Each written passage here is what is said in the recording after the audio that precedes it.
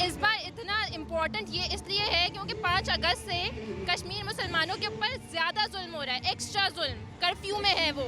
आप सोचेंगे वो लोग अपने घरों से नहीं निकल रहे, उनके बच्चे स्कूल नहीं जा रहे, 6 महीने हो गए इस चीज़ को। वो ये दिन जब से पाकिस्तान बना उनके ऊपर ऐसे ही जुल्म ढाए जा रहे हैं। इस बार मोदी हुकूमत ने और एक्स्ट्रा आगे जाकर ये काम करा है, अपना फाशिज्म दिखाया है।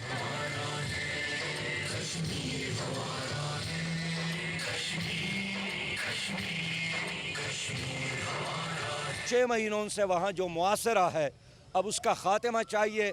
और अक़वाम मुत्तहिदा से यही मुतालबा है कि अगर आप लोग दुनिया को एक और तीसरे जंग अज़ीम से बचाना चाहते हैं और इटमी वार से दुनिया को बचाना चाहते हैं और दुनिया को तबाही और बर्बादी से बचाना चाहते हैं, तो एक ही रास्ता है और वो ये कि कश्मीरियों को आज़ादी दे दे और आज़ादी दिलाने में यूएनओ अपना किरदार अदा करे।